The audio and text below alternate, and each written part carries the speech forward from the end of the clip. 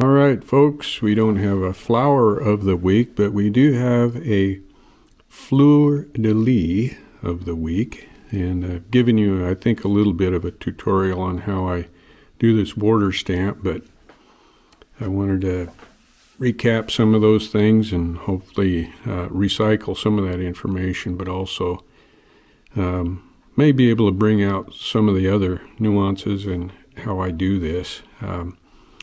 So first of all, I laid out these borders right here, and I laid them out in such a way that well, let me go get my other rigging plate that I stamped up. Maybe we can start out with, this is our end result that we're after. So what has to happen here, and this is my larger of these Fleur de lis stamps that I made myself. They were patterned after an old embossing wheel that I saw on an old, I believe it was a George Lawrence saddle that was made in Portland many years ago. So don't have an embossing wheel, but I've got all of these tools that make this stamp. So anyway, these lines here that I've laid out have to be separated, in this case, by a healthy 5/8 of an inch. Because when I come in with my my little beading swivel knife right here, which is actually an old hair blade that I probably had for 50 years. No kidding. I got it, I think, when I was 12. So, but later on, I just ground out the middle two lines to leave the outside lines to cut a bead, which I really like the width of it. Some of these blades I see are a little bit too wide for my taste, but I like this width of bead for the things that I do. So when I cut this, what I'm doing is I'm coming in here and cutting on the inside of the line that I've scribed. And you don't have to do it this way, but however you do it needs to be systematic, needs to be consistent from one time to the next. So I cut that line with on the inside, as I say, of the line that I've laid down with my little dividers, and then swap around and then cut this line to the inside. So I'm closing up the space effectively with the way I cut that, and then come in and this is just a inexpensive, I don't know, probably a craft tool. I'm not sure what it is. This I probably reconfigured myself a little bit, but it's designed to open up the cut, and with that hair blade, the cut is very thin, it's very fine. So this opens that up a little bit, and so I can get into that cut with a beveler or this stamping tool, this border stamp that I've got here. So that kind of lays the groundwork for what I've got going right here. And so I just come in with this, and you can buy these commercially. I've seen these made. I just made this thing out of a big old craft tool, so it's been made out of pot metal, more or less. So it's certainly not very, but this thing, I probably made this, I don't know how many saddles I've stamped with this. I made this probably almost 30 years ago, 25, 30 years ago, something like that. So so I come in with I lay that right in there on the inside of that bead. I'm going to make sure I don't whack my camera with this. Give that a good, of course you need a pretty kind of a heavy maul for this. And then I slide it up to find, you can see where it kind of snaps into place right there.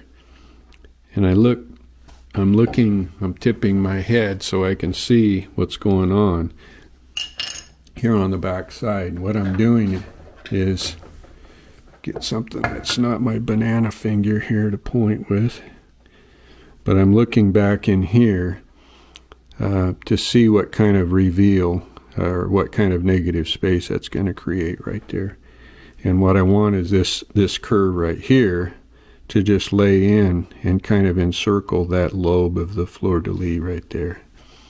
So, and this is kind of the art part of it, I guess you might say, where you're kind of eyeballing things, get a fix on where that, you can see there what I'm talking about. Now, when I stamp again, I'm comparing this negative space. So I'm laying this in where I think I want it to be. And I want something uniform on the other side of that right there. So then from there you kind of you develop an eye for what you want for that negative space. It's all about identifying negative space. I don't want to smack my camera, it's pretty close here.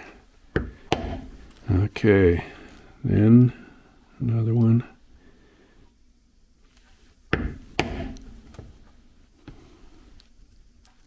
And you kind of, after a while, develop a bit of a rhythm with this.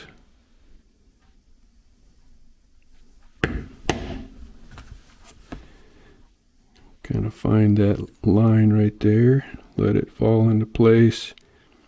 Get the tool straight up and down as best you can. Give her a whack.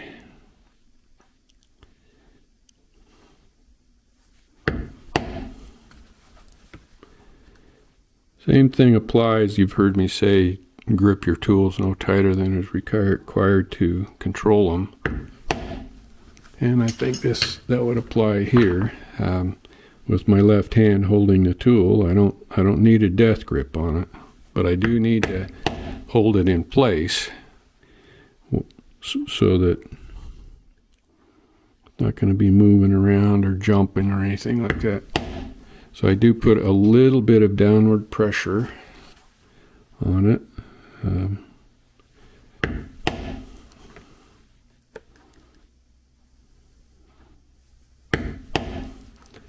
I'll come to the end of this run right here, and then I'll show you the next stage of how I complete this. Back in the day, of course, they had these embossing wheels. I don't know if you've ever seen those. I used to run one at Idaho Leather Company. The only one I've ever seen in use, actually. Idaho Leather Company in Boise. And they didn't have one of these, but they had other types of embossing wheels for basket stamp and other border stamps.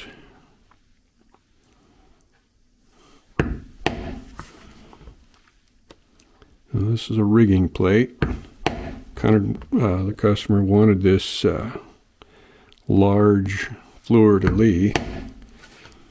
Yeah, see, I'm getting a little bit narrow on somehow my lines drifted together. See, ideally what you want as well, I should mention that you want, on this type, you want also to have, this is kind of a minimum right here. See if I can get you back into the view of the camera.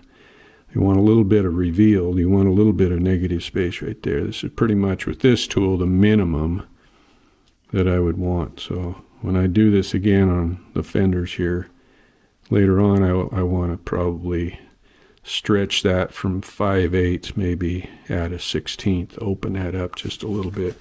And you can see what happened on the other end here. Somehow or another it's drifted to where the point of the tool is right very near that bead.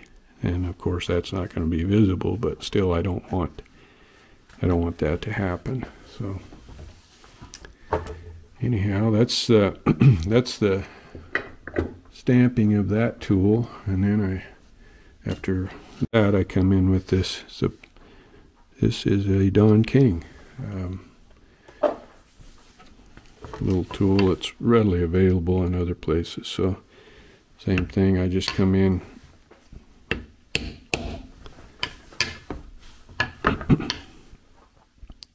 tip the tool slightly, and lay this in just on the outside, and I don't want to get too close. I don't want to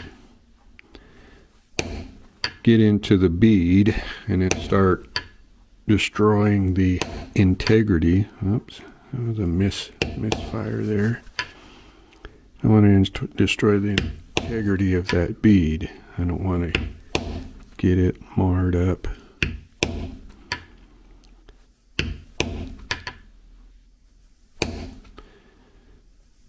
Same thing. I don't grip my tool so tightly that I'm wearing my hand out. If your hands are getting tired on this kind of stuff, you're working way too hard. Yeah, misfired there. I do have a Ed LeBar, I guess that's how you say his last name, maul ordered, and I'm pretty excited about that. So I'll have to see how that works out for some of these things.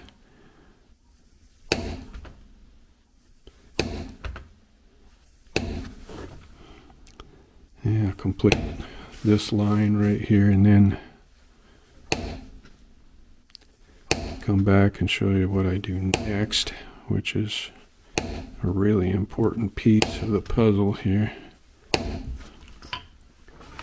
Okay, next I've got this.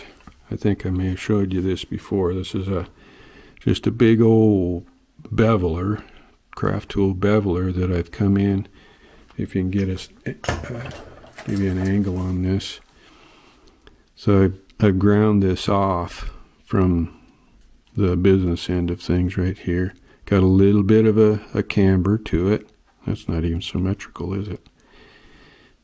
But this is something that Jesse Smith had us doing. This is what we were beveling with the long cuts and stuff. But it gives you that kind of rounded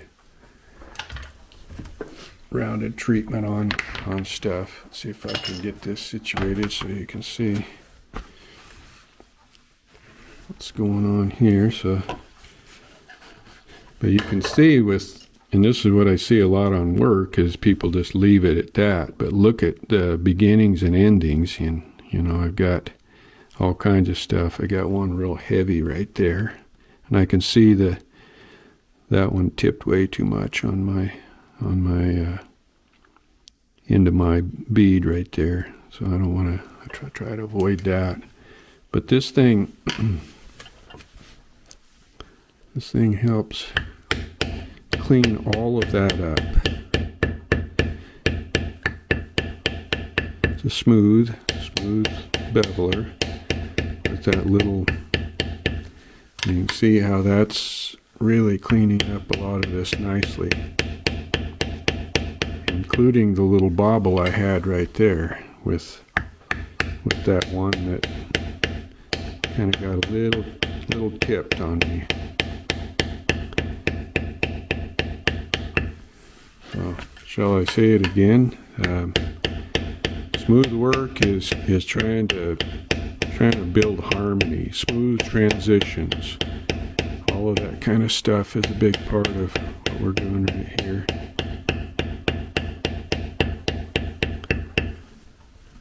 If I need to, I can come. If I feel like I need to, I could come back in with my little beater here and clean that up just a little more yet. But you can see how that cleans up fairly nicely. So there's our Fleur de lis of the week. Just a quick little clip here to kind of put a cap on this project here. Rigging plate. You may see this is where my butterfly plate is going to be. So I determined where that rivet is going to be right there. And so this curve right here, that's all intentional. I didn't bring this clear to the end, and which I've done before, but I'm getting better as I get older, to try to incorporate and build that harmony into everything. So I got a rivet that's going to go right there, and that'll be cradled right in there, but you can see how this all looks after I finish that other side of the beaded border right there with that little border stamp right there, and cleaned up the other side, so it winds up with pretty nice little clean border. I really like borders because they, on an otherwise plain saddle, it really frames up and dresses up an otherwise plain saddle really nice, but it also tightens up that edge really nice, so it accomplishes that for us as well. Take care and hold on to the West.